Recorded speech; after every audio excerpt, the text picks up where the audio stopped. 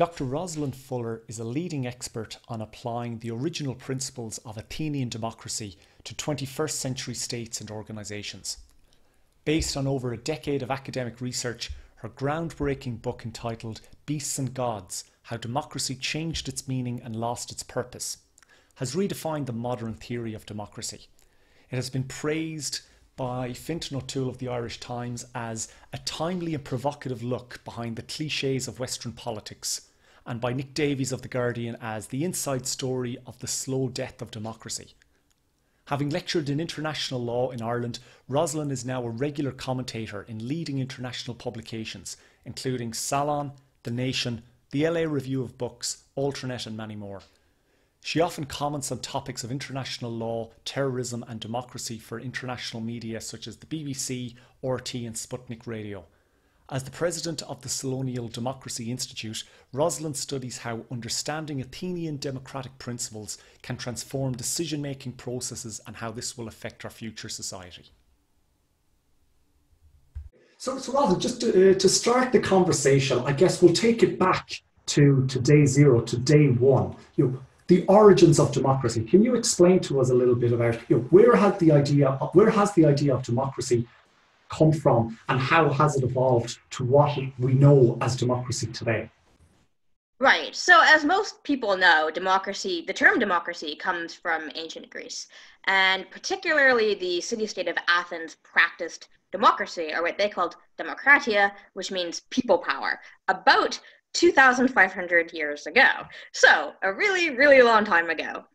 And that version of democracy was quite different than the version we know today. It involved a lot of mass participation. It involved a lot of direct decision-making. It involved a random selection of some officials who, however, held very little power. So it was quite a different setup than what we practice today. The Athenians did not use elections very often in democracy.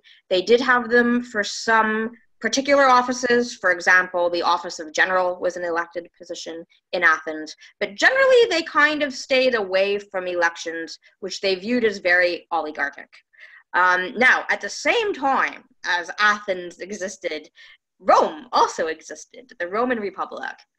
And in the Roman Republic, there were a lot of elections. Romans, Roman elite people anyway, really liked elections, and they chose their officials based on elections.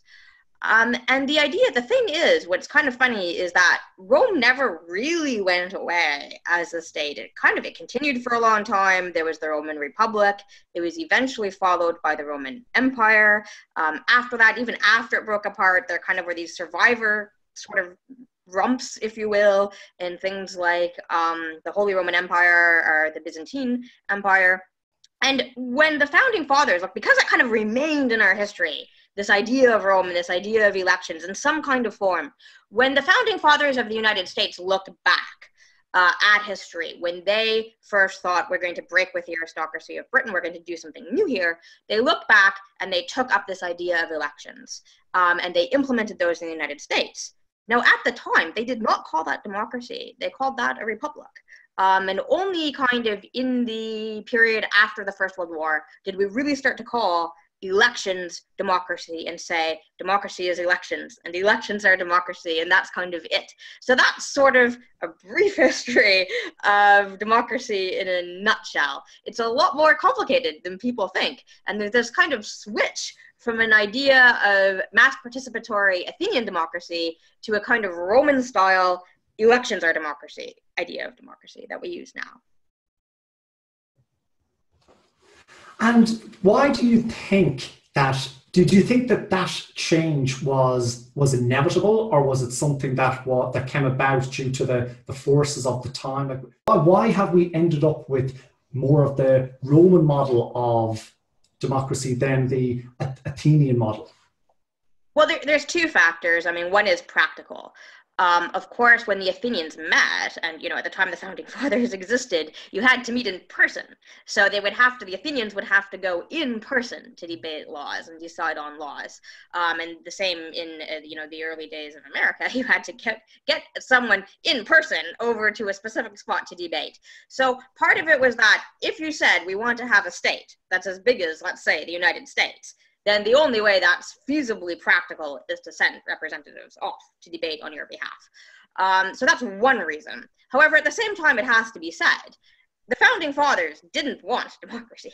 They really thought that having the average person decide on things was a really, really bad idea. They really thought that you had to keep decision-making in the hands of what they thought were qualified people who could be trusted to make the right decisions. And that's why we have things like the Electoral College still in the US. It seems like a kind of anachronism, but there is this idea that your vote needs to be filtered through the College of Electors to ensure nothing really bad happens, to ensure that a crazy popular vote doesn't happen. What's really ironic about that is that if you look back, Al Gore won the popular vote in the year 2000. So if it hadn't been for the College of Electors, Al Gore would have become president in 2000.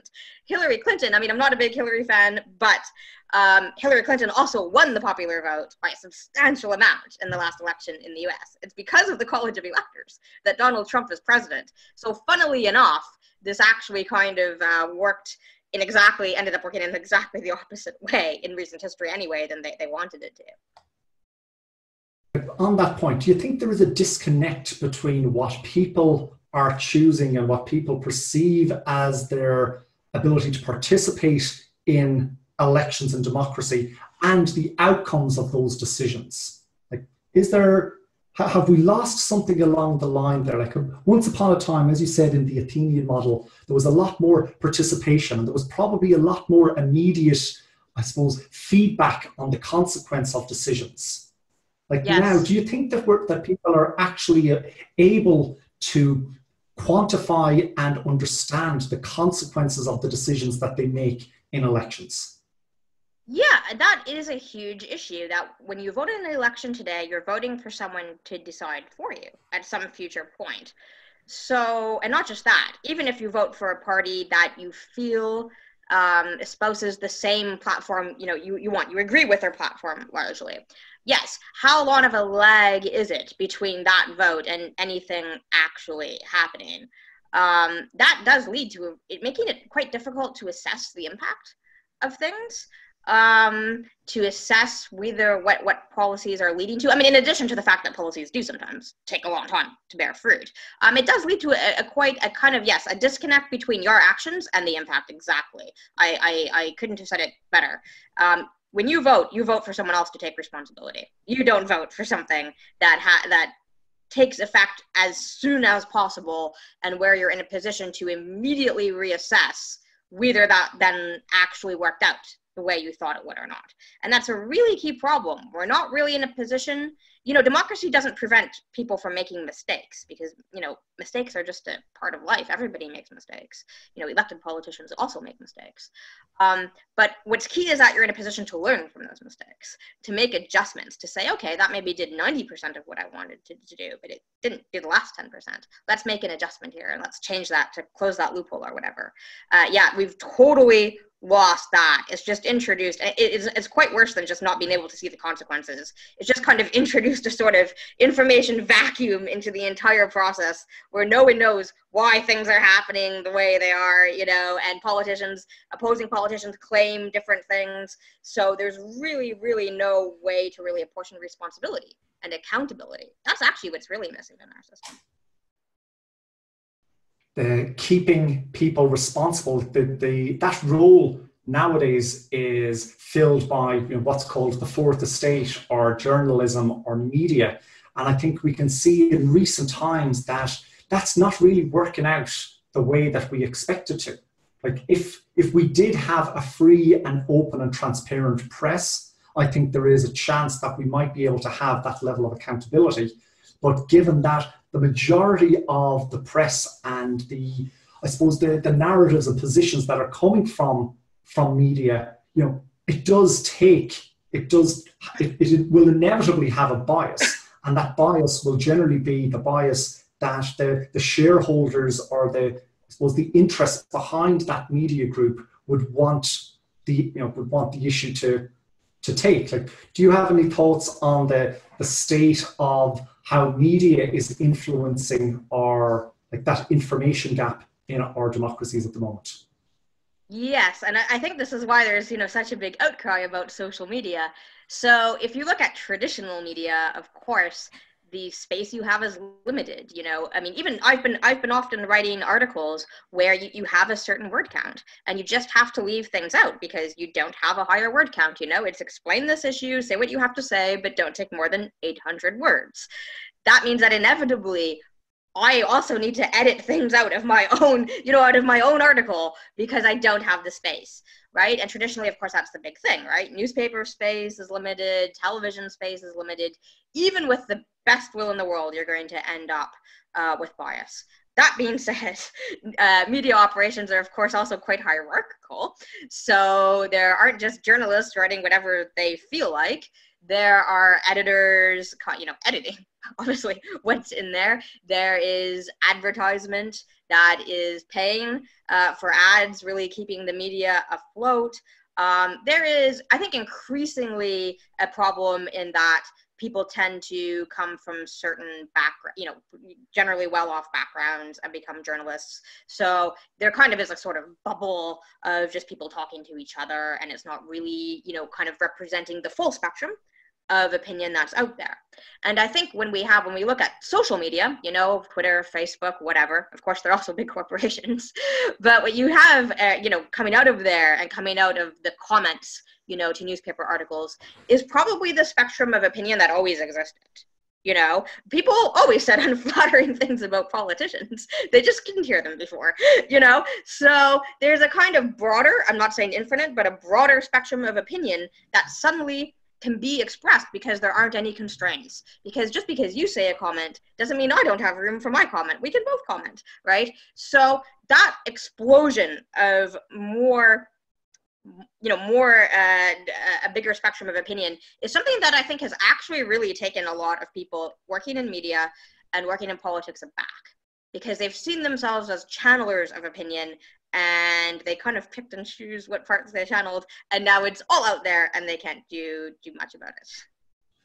Some of it's good, some of it's stupid, but that's humanity, right? Like your job as a person is to filter, and say what you want, but to filter based on the whole picture, not just a tiny spectrum of opinion. Also, if I could just add one thing, lots of what you read in newspapers today is just reprinted press releases. So unfortunately, like the press release, public relations industry has really exploded in the past 20 or 30 years. And because journalism has also become something kind of more, people expected to work more cheap, more quickly, immediately reprint things without taking, researching themselves. What you're really looking at a lot of the time in newspapers, you think it's news, you would think it's something that this reporter has researched. Really, it's just a reprinted press release with their name on it. That's a big problem. Yes, you're right. That's something that not a lot of people are actually aware of. The amount of words that are created by these PR companies and just funneled into media organizations, because with the changing business models of media organizations as well, they're struggling to keep pace with these technological changes. They're struggling to keep their revenues where they once were. They're having to lay people off as a result. But at the same time, there's still the same amount, there's an even greater amount of news to be reported, but there's less resources available. So it only makes sense that if someone's going to make their job easier in some way by providing them with copy on a particular issue or topic, that they will take that information, because deadlines, like the newspapers have to go to the printers by a certain time. The editorials have to be submitted by a certain time.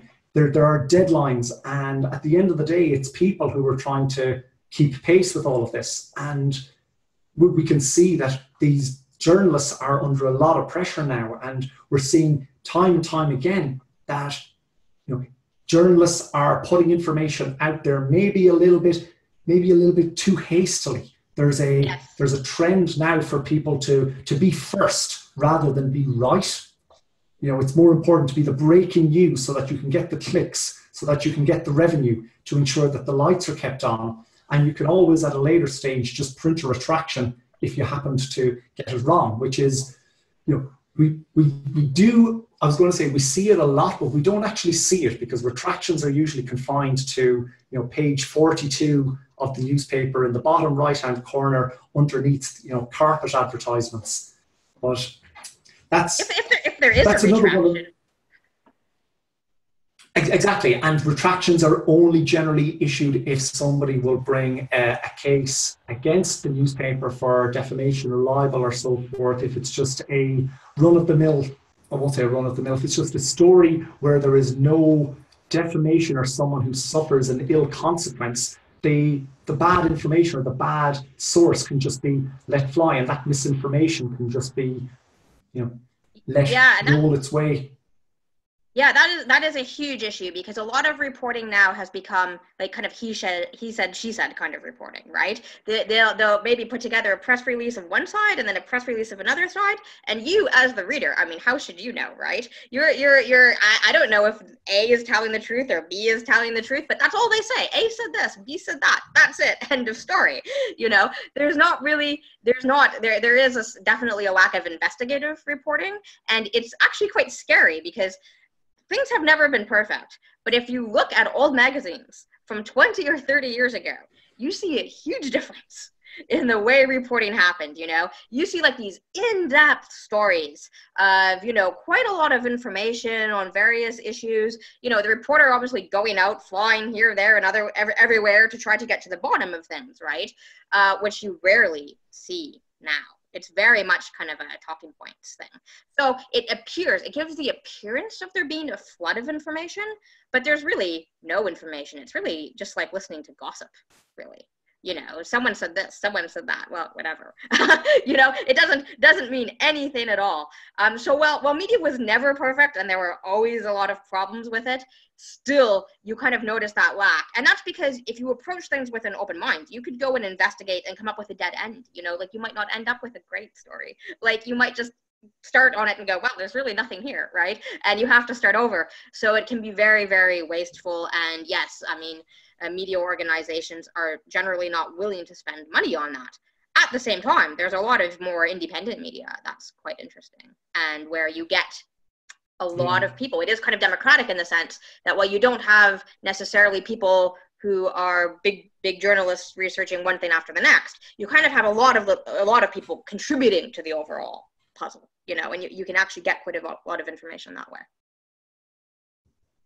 So given we have so much information in society that is trying to organize itself into, let's call it good information, bad information, truth, lies, separating fact from opinion, like that is one of the big challenges of our society. So can you inform, like, how did the Athenians do this? Like, what was their process for dealing with issues and separating, fact from opinion and trying to get to the core truth on things?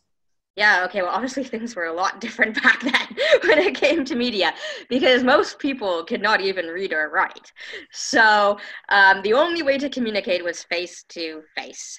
They did spend a lot of time talking, quite apart from, their official debates, as it were. You would have spent a lot of time just talking, as people do today, as you talk to your friends or whatever about political issues, or your family. That's what they would have done as well. Then, when they were going to make a decision, they'd go personally to a place called the Assembly, to a kind of body called the Assembly, and there they would just have things out. So what you could do, you would all be able, anyone who wanted to come to the Assembly, I mean, obviously at the time, provided you were a man, and there, it was kind of like, if you wanted to say something, you got up on the stage, as it were, and you said what you had to say. And then someone else might pop up and say something different or something similar, and you just kind of went on that way.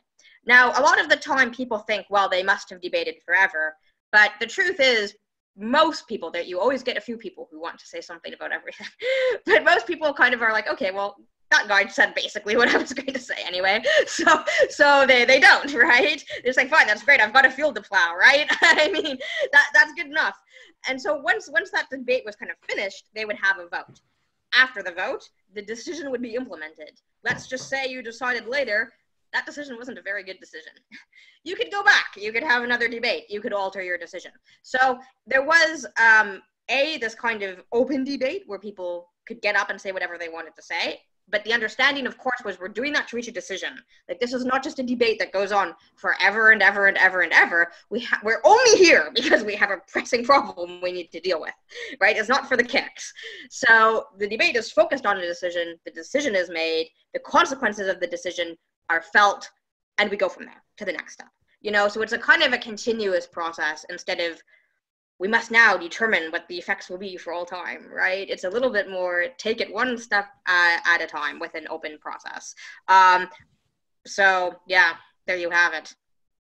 And I think we've had a good example of that as a practical exercise in recent times where you're involved in the Citizens' Assembly in Northern Ireland, if that's correct. And I think that does take some of the aspects that you've outlined previously from the Athenian model, the bringing people together to have face-to-face discussions, work through issues. Can you tell us a little bit about the process involved in the Citizens' Assembly in Ireland and Northern Ireland?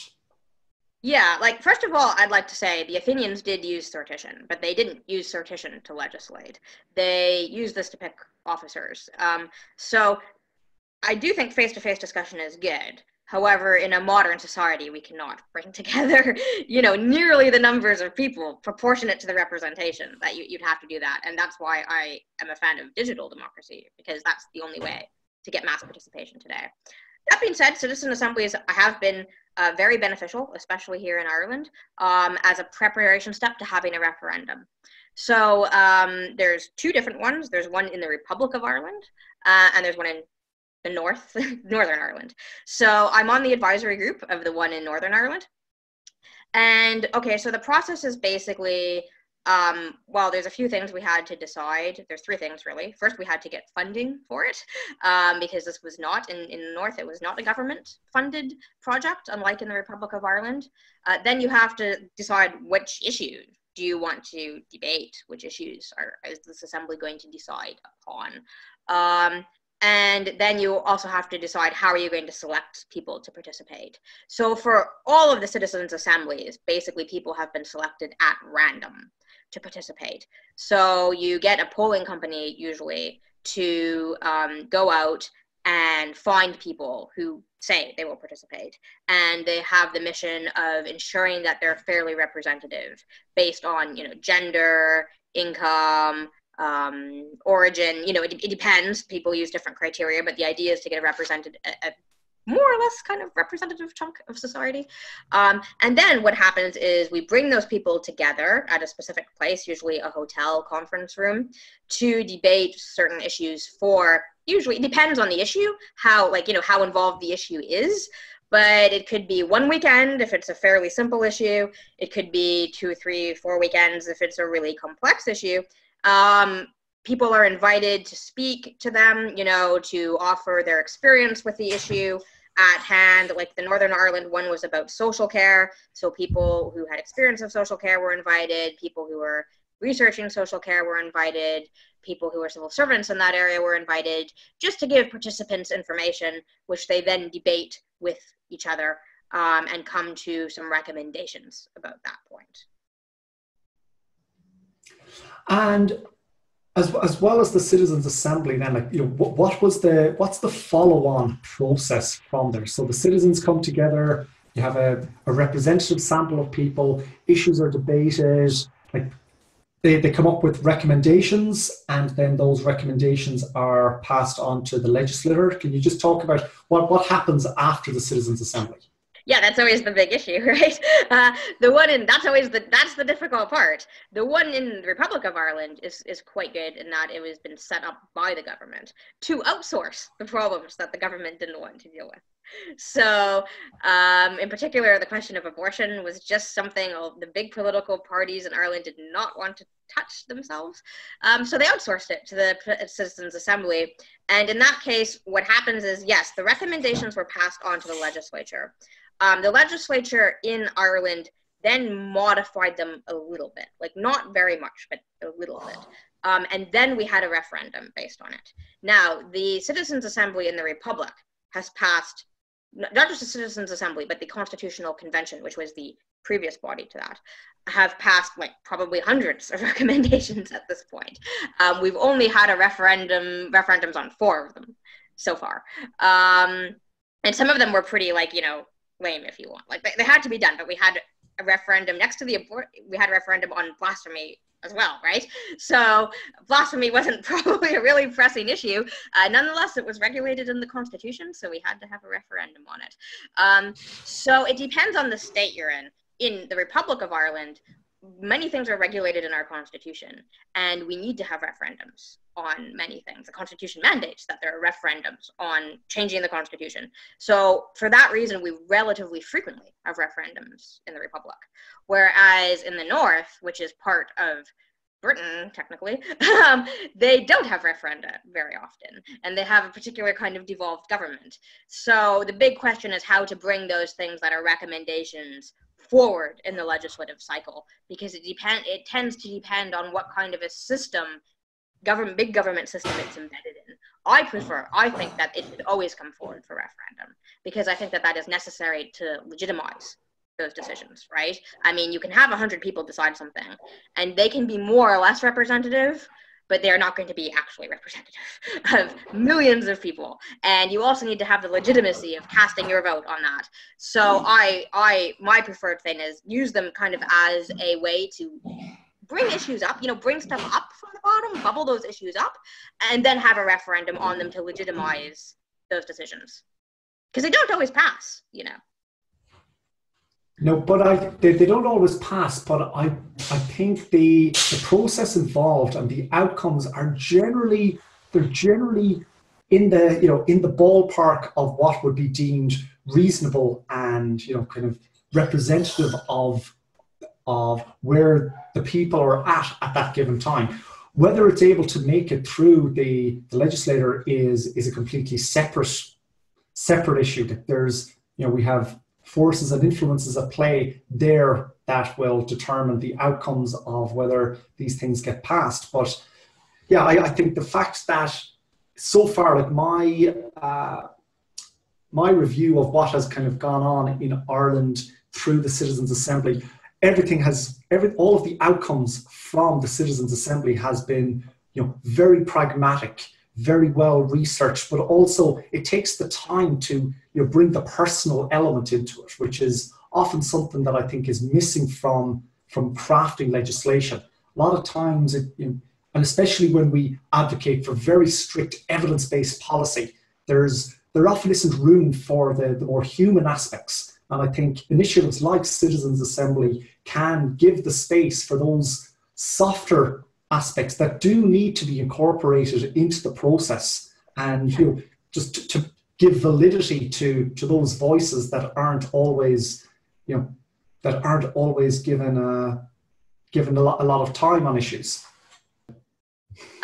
Lobbying is, of course, a huge issue, which distorts the legislative process. So that, and a lot of the most interesting things that have come out of the Citizens' Assembly in the Republic they've never even come close to coming up for a referendum.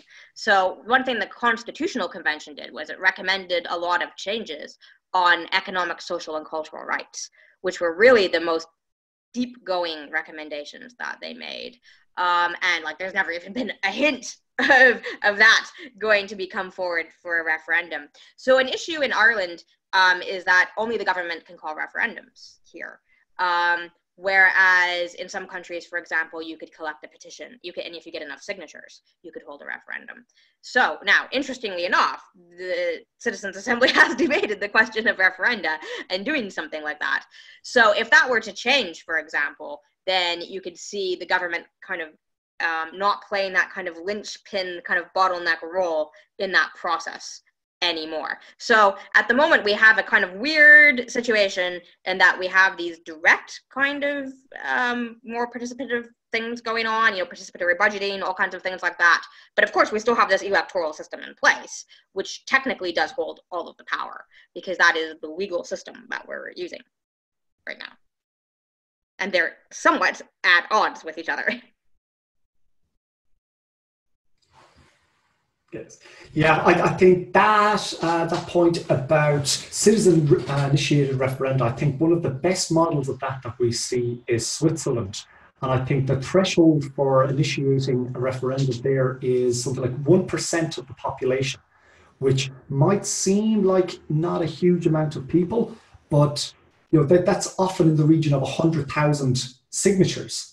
And 100,000 signatures is not a trivial task to gather. And if there are 100,000 people in Swiss society who are willing to put their name to an issue, I think it is a very, you know, it's a really good process that they're actually willing to listen to people and say, is this something that we want to do? Is this something we want to address? And they allow Swiss people then to take part in deciding if that's something that they want. But I think I've been to Switzerland and I've had a number of conversations with Swiss people, and something that I noticed there was that there's a real sense of pride in being informed and connected to what's going on in the issues. A lot of the time here in Australia with political issues, that we do suffer a lot from political apathy.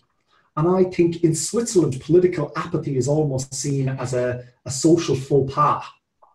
And I think that's something that in order for us to have a more participatory democracy, that's one of those things that we really will have to work on. It's like, how will we actually bring more people into the process of being involved and wanting to be involved, so that they actually feel that their vote on things and that their voice and opinion on things is actually worth having. Yeah, that's a really interesting point, because a big issue, of course, is that a lot of coverage of politics tends to be this kind of horse race coverage. Who will win? Who's doing this? You know, the kind of the personalities involved. It's really funny, but even though I'm extremely interested in politics, I run in elections, right? I ran in the last national election. I'll run in the next local election. I don't really care who the minister of this, that, and the other thing is, you know. It's really kind of an unimportant detail to me. And it's the same with many people, you know. If I were to listen to a report on, you know, who's doing better in the polls, you know, 1 or 2 percentage changes, I actually find that very boring myself. And I'm probably not the only person. But I find direct questions quite interesting, because we're now debating the point, right? I'm not just debating two people I don't really care about anyway. I am debating an actual issue like education or something like that I do have an opinion on. So that's one aspect, is that just by bringing stuff into a more practical discussion, people do tend to get a little bit more interested, because it does have an impact on their lives. Whereas some politicians somewhere in some almost alternative reality on television don't. So that's one aspect. The other thing, though, is that, of course, democracy is a lot of work. And one thing we've done with what we did, and I think it was a very good idea with the Citizens' Assembly in Northern Ireland, is that we paid people to participate. So people got a little bit of money for coming to participate. And the reason for that is that, you know, when you don't do that, you do tend to see, first of all, lots of people can't come, but you also tend to see people who can afford to be there coming, and other people who would find it, you know, they might find it difficult to get a babysitter for their children or something like that for the day, not being able to participate. The Athenians paid people to participate.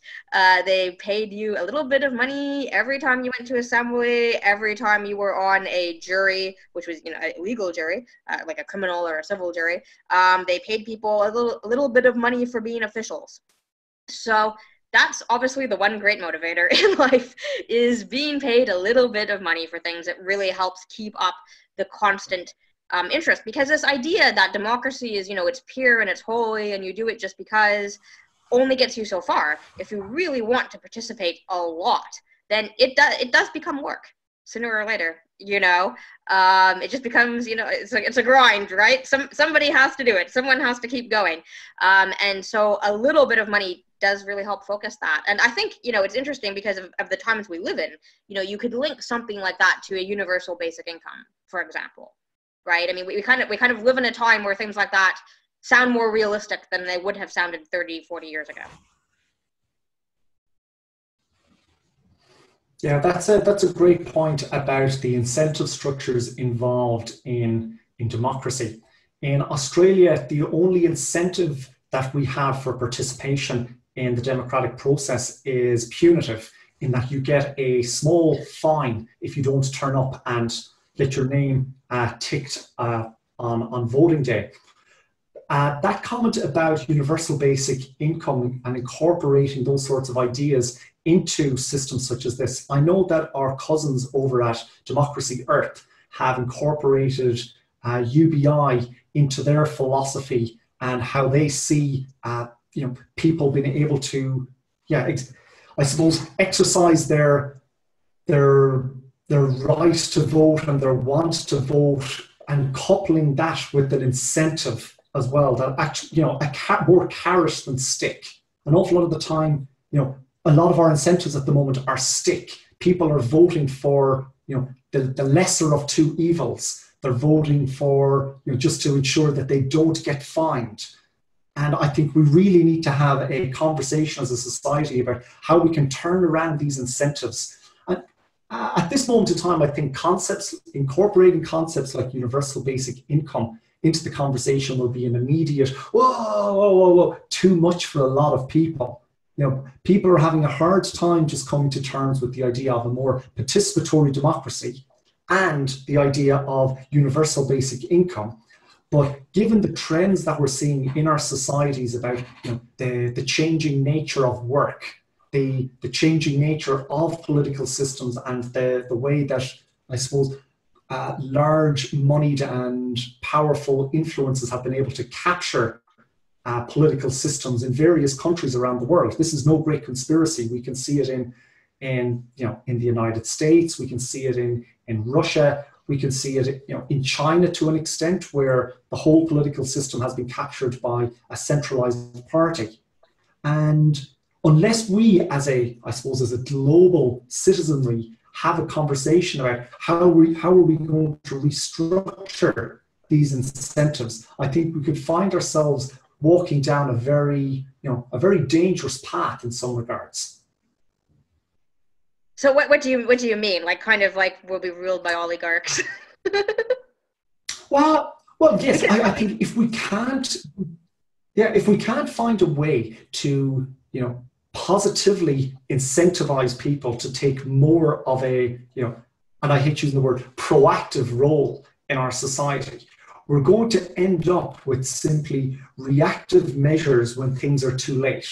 When already, for example, we'll say if the trends that people are expecting around robotics and automation and AI are to come about, maybe not in the next 2 years or 5 years, but it could very easily happen in the next 30 years. In 30 years' time, where the majority of tax revenue in a society is generated simply from these let's say big corporations who are utilizing all of the benefits of the technology that we as a society have developed. In that situation, there is no real need for the political system to represent the interests of the regular people of the democracy. Like the incentive structures there have changed. The need for governments to respond to their taxpayers and keep their taxpayers happy has disappeared. And so unless we put in place some sort of, unless we have some means to put in place some sort of a fail-safe mechanism before we get to that point, I can see us ending up with a very large disenfranchised group of people who are completely cut off from the political system, and where the political system will actually have no incentive to respond to their needs. Yeah, that's a really interesting point. we don't live in a static system, right? Like, things are changing. And if we want to make things different for the future, we have to think, what is life in the future likely to be like? And likely, like overwhelmingly likely, there'll be way more automation, and the idea that you have to, work a 40-hour work week to put bread on the table is just increasingly obsolete. The idea of a job for life is basically obsolete for anyone under 40, right? So you have to say, how can we imagine these dynamics working together in the future in a constructive way? Because you're right, with the growing inequality, which is quite severe already. Already at this point, it's extremely severe, and you can see that it will become more severe in the future, because eventually the property owning class is going to die, of course, and they will pass on their wealth to their children. And that is going to mean that in 20 years, just for natural reasons, without anything else needing to happen, the wealth inequality is going to diverge lots more strongly than it is even today. So just, factors like that, where you can see that, yes, there's kind of going back to a kind of Victorian age of a few really rich people and a lot of very poor people who don't have much of a say in society, and who are seen by the richer people as a problem, whose opinions are problematic, who of course think the way they do just because they're starving. They might not be starving, because we do live in a world of more automation, but the kind of poverty difference is going to be comparable, I believe. So yes, we have to think, how can we move things forward in a constructive way? I do think some people will say, yeah, universal basic income, this, that, and the other thing. I think that the younger you go, the more people see that as a probable necessity for their future. You can kind of see the writing on the wall a little bit more clearly. You're not expecting to live another 10 years, you're expecting to live another 70 years. So you kind of start to think in those kind of terms. What is life going to be like when I'm old? I think that too. Like, what kind of a pension can I expect, right? Probably zero. So those kind of things start to affect your thinking more. So I think that shift might eventually happen. That being said, I don't try to usually tie democracy too much to any particular policies, because that's the whole point of democracy, to determine what the policies are. Not to say they have to be A or B or C, but to say, we have to decide together. However, pay is one thing. I think just having also immediate consequences for decisions tend to get people's attention. So if you say, okay, we're going to have a vote and, whatever, something may or may not happen, fine, right? People think, oh, politicians, they say something, but they won't do it. If you said, we're going to have a meeting tomorrow, and we're going to set the tax rate for the next 5 years or whatever, you'd have everybody down there, because that gets your attention really quickly. If that's going to take money out of my wallet right now, I'm going to be there no matter what.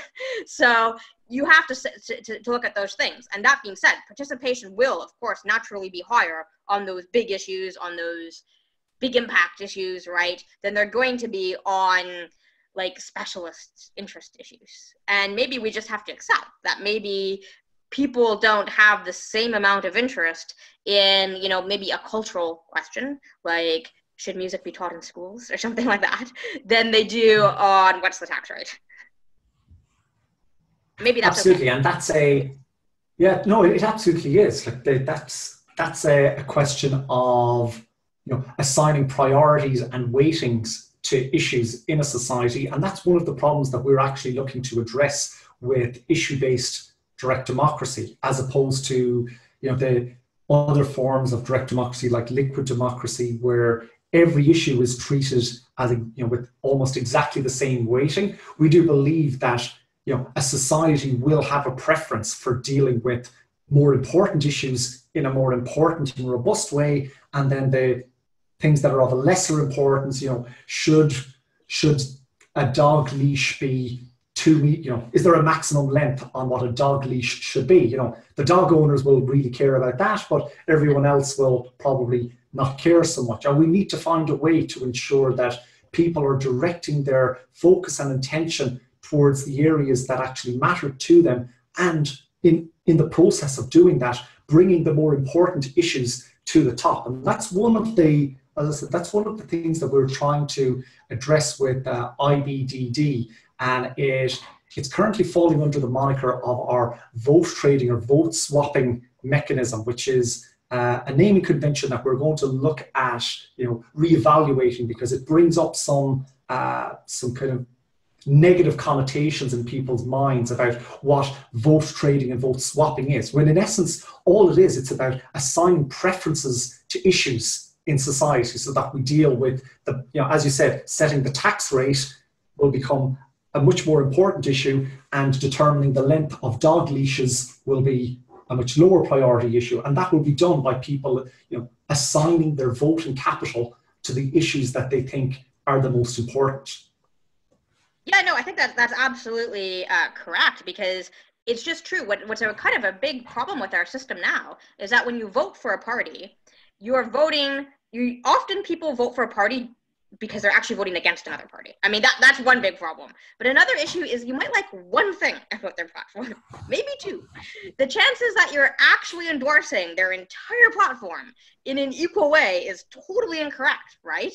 You might even disagree with some parts of their platform, but you vote for them anyway because of the other parts. So the thing is, getting a weighted voting like that does really allow you to see what people actually want in a much better, much more accurate kind of way, and it allows people to say, yeah, this is what's important to me. It's really good for minorities, on any point, because a minority can say, this issue is extremely important to me. I'm going to put more of my voting power behind that. And someone else, like for example, dog owners, right? Why should I don't have a dog, in a certain sense, why should I get a say? I think I should technically always be able to have a say, but the chances of me exercising that are very low. And later I might say, oh, why is that dog leash so long, or something like that. But I probably won't really care and just let it go. So, that's kind of a way to kind of infuse that kind of practicality into a situation, rather than getting and kind of alleviate the level of conflict you're also having, because you have to kind of put skin in the game in order to have a say. I'd have to say, well, I'd have to be bothered to show up to have a say. And since I can't be bothered to show up, maybe my opinion shouldn't be rated as importantly as someone who does, right? So it's actually a really good way of dealing with that, rather than this weird way we have of saying a vote for a politician is a vote for their entire platform. Like, technically. Yeah, but as you were saying that, I was just thinking to myself, but what we essentially have is ideology selection elections.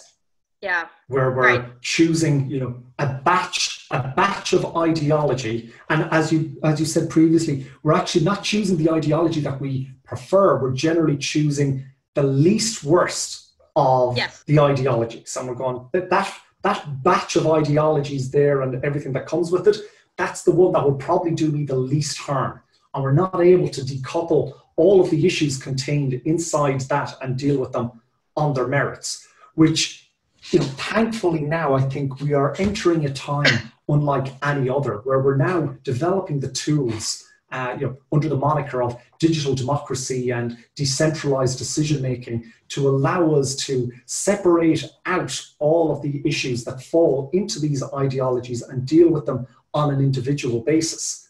But as we start to go further down this road, obviously we're going to run into people who have a hard time accepting that this change is coming. Change is always difficult for people to deal with. Technology frightens a lot of people. And just to pivot a little bit now back onto digital democracy, we're both very strong advocates for what digital democracy can do for the world. But there are valid criticisms that exist out there in the market, in the marketplace of ideas. And I think it would be remiss of us not to acknowledge those criticisms and to speak to them. So I'll put the first one to you, and that is the criticism that, one of the most common criticisms, which is in relation to the digital divide, that not everybody is connected to technology, not everyone is comfortable using technology, and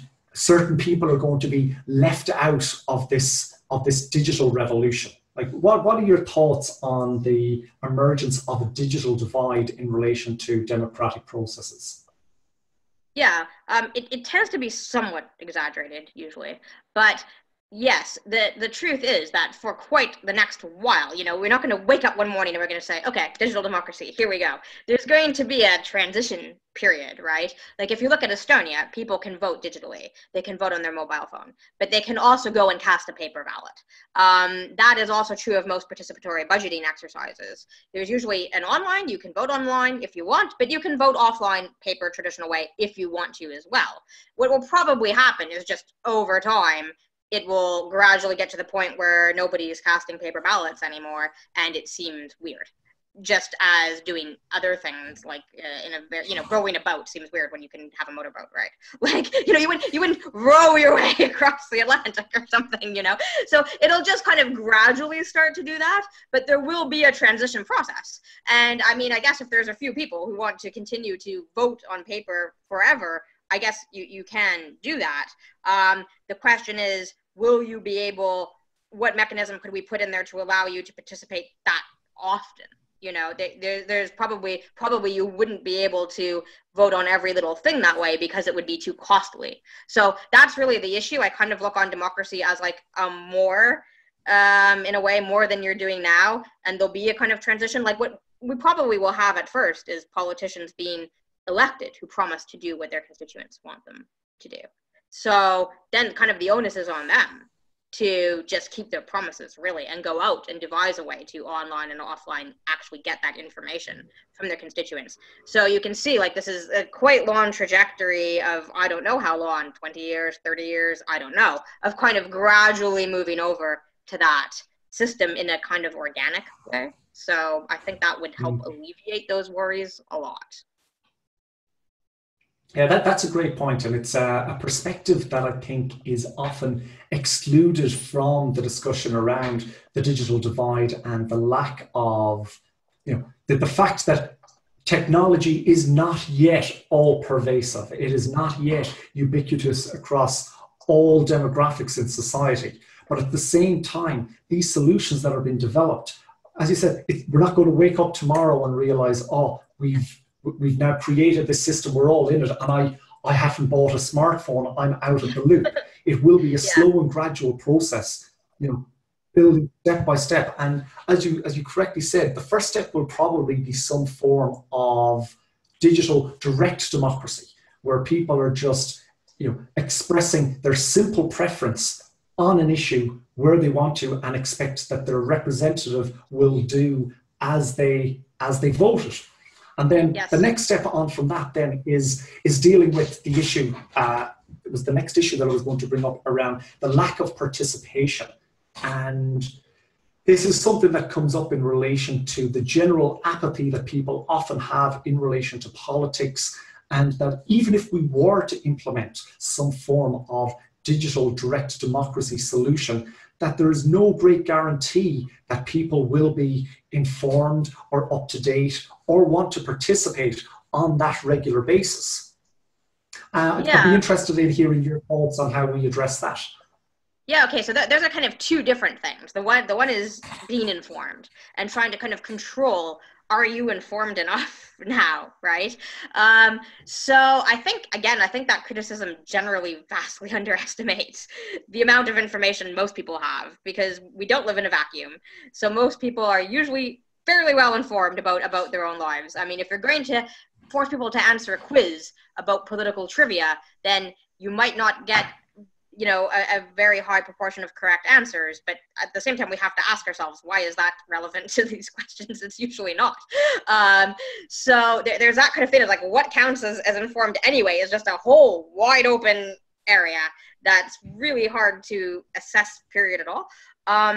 The second point is, I would kind of see digital democracy as something where you would have a kind of debate period prior to voting, in most situations. So some of the tools I use, they allow for comments, for example, right? So you can comment and you can comment back and forth to people. You can leave information. You can say, read this article, or so-and-so said this, right? So there's a certain, you can make it a necessity of being able to cast a valid vote, that you participate in those kind of debates. We would talk about something for a few hours. Now, is it really necessary to talk about something for more than a few hours? I think not, especially if you're living in a society where that's going to happen again and again and again and again, you know. People's minds are not made up just because of, let's just say, objective information, right? I mean, it also depends a lot on what are your interests and what are your values and beliefs. So it's kind of this idea that some people have, is that we have to bash people into having the right information because then they'll agree with us. It's not going to work, and it doesn't really have anything to do with democracy, because I might have, like, okay, let's just take the abortion issue, for example. I'm pro-choice. I canvassed for pro-choice. I've always been pro-choice. Why is that? Is it because I know anything really particular about embryos and children or anything?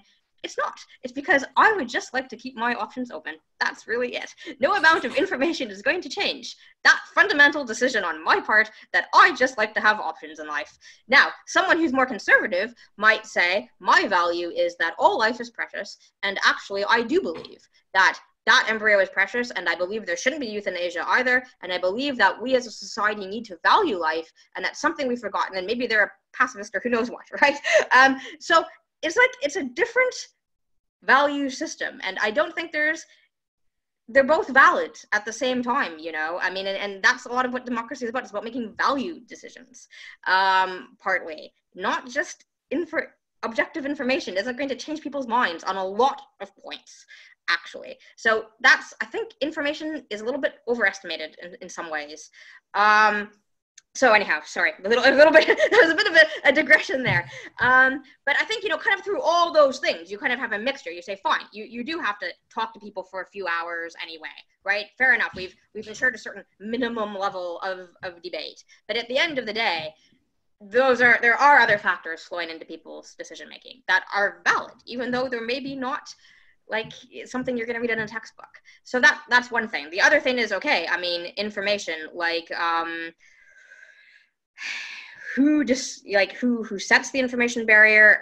The point is that we're always changing how much information we have. We don't know everything right now. In 10 or 20 years, we might discover something different. The good thing about democracy and direct decision making is you can keep adjusting to those changed circumstances, which I think kind of outweigh this technically informed but can't do anything with that information way we're currently living. I mean, right now I can have any amount of information. It doesn't do me any good. So I kind of think that that's preferable, you know, but there's not a perfect system of perfect information that you're going to have. So I'm going to have to live with that. Yeah, you're right. I think the issue of information and the amount of information is an issue, but I think that's where the concept of delegation becomes really important. You can't be expected to be informed on every single issue, but I think you can be expected to have a preference on who you think is informed on the issues. And I think that we will. I'm not a fan of delegation. Okay, elaborate on that. Yeah, I'm not a fan of delegation, because I do feel like if you, like, okay, first of all, interest in information tends to coincide anyway. So people tend to be way more informed on the things they're interested in. So I kind of feel like if you're not interested enough to feel like you're capable of voting on that issue, then why should you get any voice at all, even through someone else? Like, go home and mind your own business. You know what I mean? It's kind of like... I do understand that, and I think that's an easy position to take on issues where there is a very black and white and almost kind of binary and polar opposite distinction between the choices. But on a lot of issues, you know, I think the distinctions are actually sometimes a lot more subtle. So let's take things like setting tax policy, for example, and the difference between implementing one set of tax reforms where we're going to tax, you know, we'll say capital gains at this level, and, you know, primary industries at this level, and, you know, but was it everything could form into a small kind of like bandwidth of numbers here, and the opposing side's bandwidth of numbers or scale of their numbers, you know, would look the same, And the distinction between them would be very hard to kind of, for someone who hasn't built the economic models to figure out what is the difference between these two things. I think that there is a place for delegation in those areas where there is an absolute requirement for specialist knowledge to distinguish between certain positions. I don't think there is a requirement for specialist knowledge to make a distinction between, pro-choice and what's even the term for the opposite of pro-choice? It's pro-life, but I really don't like that. Yes, sorry. I'm not anti-life. Yeah, I think don't like that term. Yeah, on an issue like that, I think it's very simple for people to grasp the distinction between the two things and for them to navigate the information to come to a conclusion that they themselves are satisfied with. But a lot of other issues, I think, are much more complex and nuanced. And there, I do think that deferring and delegating to specialists is a way for us to find the optimal information and decision in that space.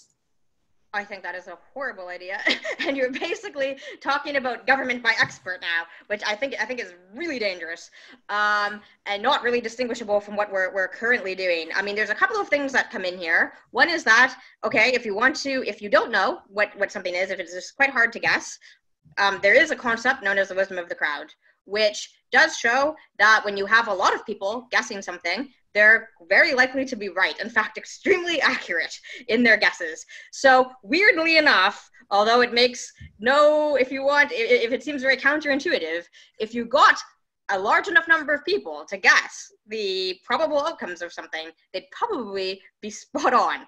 So weirdly enough, that's one thing we do know at this point.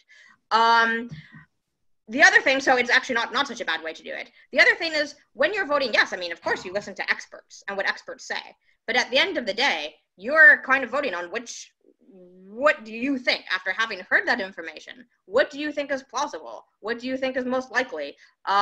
If you're kind of delegating that away and saying, I'm in no position to judge, neither today nor in any day, I'm going to leave this in the hands of experts, you might as well stay with the system as it is now, because that's what we do now.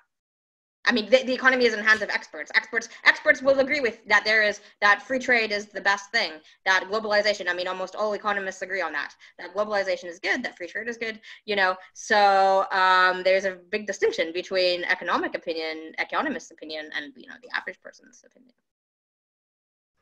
Okay, so we'll take, this is great because I think we found the area where we have advanced disagreement. Brilliant, and I think if anything, what we might actually do is come back another time and flesh this one out in a lot more detail because I want to try and keep us to a certain time constraint here today. But that's great. We found our point of difference in terms of the delegating to experts and how we incorporate expert and specialist information into decision making. But We'll pivot away from that, and I'll put a marker in the sand and say that's our reason now to come back and have a second conversation, a follow-up conversation in time. So just to close out, I'd be interested in hearing a little bit about some of the initiatives that you are working on over there. I know that you organised a democracy conference in Ireland earlier this year, and you had participation from a number of from groups across a number of European countries. Could you give us an outline as to what was going on there, who came, and what the general sentiment from various groups around Europe is at the moment in regards to democracy and opening up democratic processes? Yeah, actually, we didn't just have people from Europe. We had people from the US. We had people from Africa. So we really got a good mix of people there. What is the sentiment? There's definitely, I would say one thing that has kind of become quite kind of accepted truth now, which was definitely not like just 15 years ago, was that we do basically live in a country, in places that aren't really democracies. Like, that was kind of, if you had said that 15 or 20 years ago, people would have thought that's a very strange thing to say. But it's kind of come to the point where most people seem ready to acknowledge that now, and that there is kind of, if you want, a kind of oligarchy. And again, I don't mean, yes, some kind of weird conspiracy oligarchy. I just mean that there are, there's powerful political groups, there are powerful companies. They tend to just talk with each other and leave everybody else out of the debate, and there's been a lot of research on that that has basically kind of shown that in statistics, what everyone kind of feels in their life. So that's one interesting thing. I think there's a spectrum on change. I think a lot of people, as with anything, change is difficult. And I think a lot of people are afraid of change. It depends. Like there's a spectrum, but I mean, at our conference, for example, we had an MEP from the 5-Star Movement, for example, which is implementing a lot of things that you would call digital democracy. They do have within their party mechanisms for people to online dictate the policies of the party. And they are the biggest single party in Italy right now. They're in government. So there's a split between, I think politicians, I think people who are on the ground are more eager to go ahead almost than theorists or NGOs. Because I think when you're politically active, like when you go and canvass people and when you talk to people, you do kind of start to realize they're not all that stupid and they're not all that scary. And this isn't really as freaky as you might think. So there, for example, we had an MP from Podemos in Spain there, and that they also have a lot more, kind of grassroots influence of policy. We had a guy from the Labour Party in the UK, and Labour is also moving forward with trying to, at least on their local councils, trying to encourage like kind of mass participation and digital participation as well. So actually, weirdly enough, I would say that the parties, or at least there are some parties in Europe that are really at the forefront of trying to implement these things, like now, as we speak, ongoing projects to try to make this work, at least within their parties, and at least to have a lot of activation within the grassroots of their parties at this point. So yeah, but I mean, there's a kind of a spectrum. Fantastic. And do you plan on running this? Is the plan to run the conference again next year, annually, biannually, location? Yeah, I think probably biannually, for the good reason that I did a lot of work on it, and next year I'll be running in the local elections, and then I have another book coming out in the fall. So that's kind of like my year. 2019 has kind of been planned out for me already. So I think for now probably biannually, and then we'll see if we can't, kind of step things up a little bit in the future, because it was really interesting to hear from people, and it was interesting how much interest there was. It was interesting how many questions there were, like how much people were interested in asking people questions.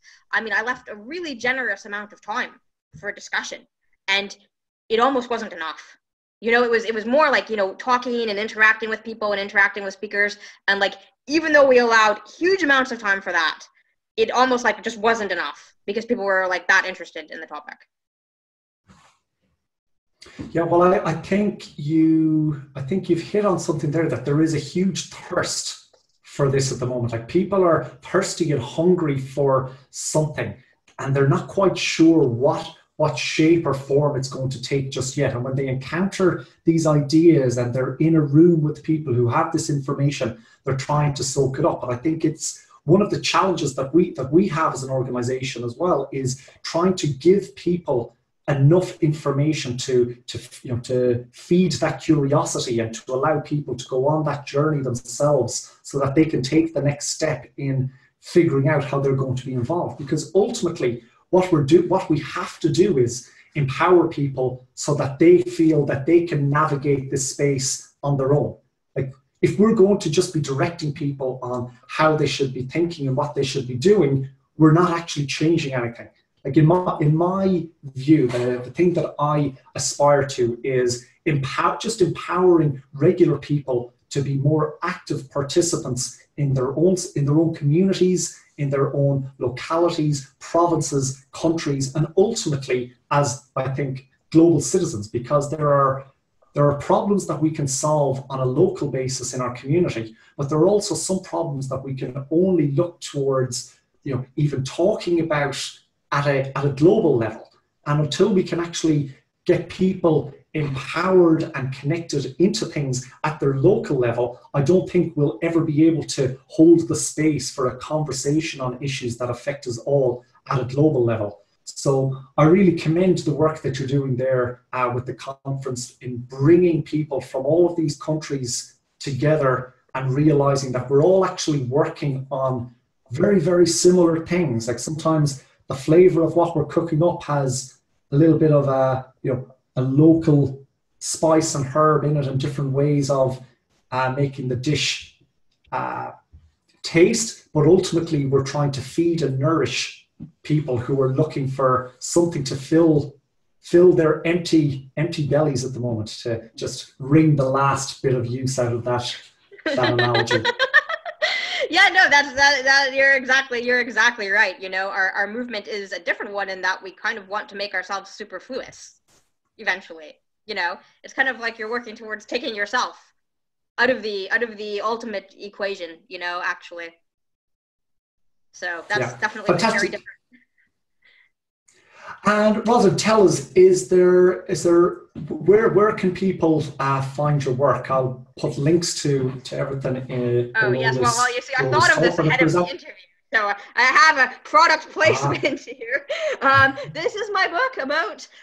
It was based on my PhD about Athenian democracy, Roman Republic, modern elections, everything in between. So that is on Amazon. It's called Beasts and Gods, How Democracy Changed Its Meaning and Lost Its Purpose, which is a bit of a mouthful, but I think it's available on Kindle now.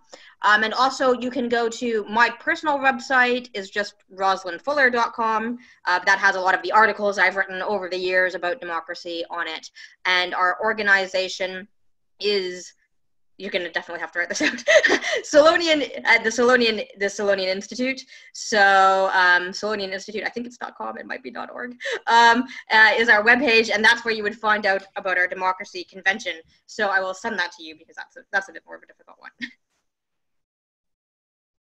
Fantastic.